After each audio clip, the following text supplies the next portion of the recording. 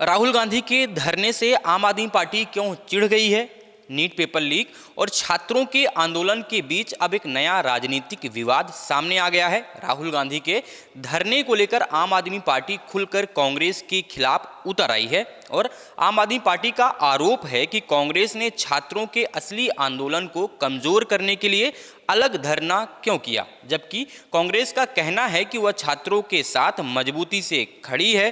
साथ ही आम आदमी पार्टी के नेताओं का कहना है कि मोदी की सरकार ने राहुल गांधी के नेतृत्व में उनके आधिकारिक आवास के बाहर हुए प्रदर्शन पर तो तुरंत प्रतिक्रिया दी, लेकिन जंतर मंतर पर सोनम वांगचुक और कॉकरोच जनता पार्टी के कई सप्ताह से चल रहे आंदोलन की लगातार अनदेखी करती रही है।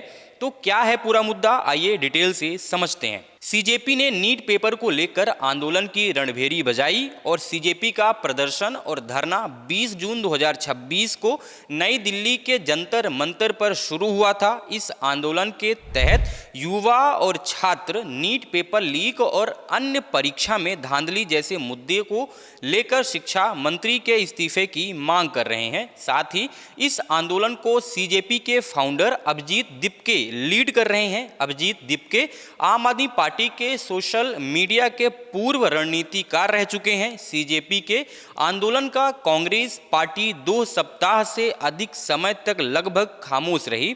दीपके और सीजेपी के अन्य नेताओं ने पहले भी कांग्रेस और राहुल गांधी की आलोचना की है और कांग्रेस के समर्थन का बिल्कुल भी आस नहीं रखा था। सीजेपी को लेकर अरविंद केजरीवाल का रुख क्या है? तो अरविंद केजरीवाल ने सीजेपी के प्रदर्शन को अपना खुला समर्थन दिया है। उन्होंने केंद्र सरकार पर तीखा हमला बोलते हुए इसे अंग्रेजों से भी बदतर दमनकारी बताया और छात्रों को कानूनी और चिकित्सा सहायता देने का भी ऐलान किया था। साथ ही अरविंद केजरीवाल मनीष सिसोदिया, संजय सिंह और आतिशी जंतर मंतर पर हुए विरोध प्रदर्शन में शामिल भी हुए थे। वहीं सीजेपी के आंदोलन को लेकर कांग्रेस का रुख क्या है? तो कांग्रेस का रुख है समर्थन और राजनीतिक दूरी के बीच संतुलन बनाने का है। कांग्रेस ने छात्रों के मुद्दों का समर्थन तो किया है, लेकिन खुद को मूल सीजेपी संगठन से दूर रखा है। वहीं 20 जुलाई 2026 को सीजेपी के संसद चलो मार्च के दौरान छात्रों पर हुए पुलिस लाठीचार्ज की कांग्रेस ने कड़ी निंदा की थी। राहुल गांधी ने प्रधानमंत्री नरेंद्र मोदी को देश के इतिहास का सबसे युवा विरोधी प्रधानमंत्री करार दिया था और सीजेपी के आंदोलन में सीधे शामिल होने के बजाय कांग्रेस ने 21 जुलाई को दिल्ली में प्रधानमंत्री आवास के बाहर एक अलग विरोध प्रदर्शन शुरू किया था, जिसमें राहुल गांधी, प्रियंका गांधी और मल्लिकार्जुन खड़गे के नेतृत्व में हुए इस प्रदर्शन के दौरान नेताओं को भी पुलिस ने हिरासत में लिया था। लेकिन हाल ही में जब कांग्रेस नेता राहुल गांधी ने सीजेपी के विरोध प्रदर्शन के समर्थन में पीएम आवास के बाहर धरना दिया, तो आम आदमी पार्टी इस पर कड़ी आपत्ति जताई। आम आदमी पार्टी का आरोप है कि कांग्रेस और बीजेपी ने मिलकर सीजेपी के आंदोलन को कमजोर करने के लिए यह मिली भगत वाला नाटक किया है और इस मुद्दे को लेकर आरोप और प्रत्यारोप लगातार चल रहे हैं। आम आदमी पार्टी सांसद संजय सिंह ने एक्स पर आरोप लगाया कि प्रधानमंत्री मोदी ने सीजेपी के आंदोलन को कमजोर करने के लिए राहुल गांधी को धरने पर बैठाया। वहीं संजय सिंह ने एक्स पर लिखा कि देश के करोड़ों युवाओं के लिए सोनम वांगचुक जी पिछले 23 दिनों से आमरण अनशन पर हैं। जंतर मंतर पर देश का युवा आंदोलन कर रहा है। 20 जुलाई को युवाओं को बर्बरता पूर्वक पीटा गया। कांग्रेस 1 महीने से आंदोलन को गाली दे रही है। अब राहुल गांधी जी कह रहे हैं कि जंतर मंतर नहीं, हमारे धरने पर आइए। आखिर युवाओं के आंदोलन को क्यों कमजोर करना चाहती है कांग्रेस? जंतर मंतर के आंदोलन में शामिल होने की अपील क्यों नहीं करती कांग्रेस? संजय सिंह की इस टिप्पणी की सोशल मीडिया पर काफ़ी आलोचना हो रही है और कई लोगों की इस पर प्रतिक्रियाएं भी आने लगी। जाने माने गीतकार स्वानंद किरकिरे ने लिखा, जैसा कि आपने ही कहा था संसद उनके नाम नहीं की गई है, वैसे ही यह धरना भी किसी के नाम नहीं किया हुआ है।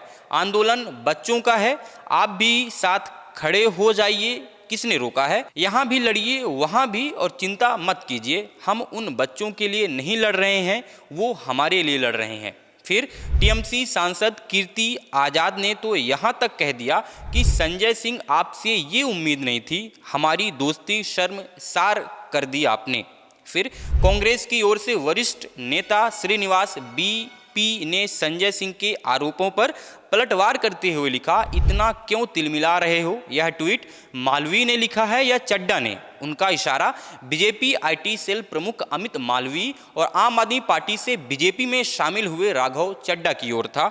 इसके बाद अमित मालवीय ने भी अपनी प्रतिक्रिया देते हुए लिखा कि यह अब बिल्कुल स्पष्ट है कि प्रायोजित प्रदर्शन कभी छात्रों के लिए थे ही नहीं, किसी भी प्रभावित छात्र को मंच नहीं दिया गया। राजनीतिक प्रासंगिकता तलाश रहे विपक्षी नेता लगातार जंतर मंतर पहुंचते रहे और अब कांग्रेस और आम आदमी पार्टी इस आंदोलन का श्रेय लेने के लिए आपस में लड़ रहे हैं।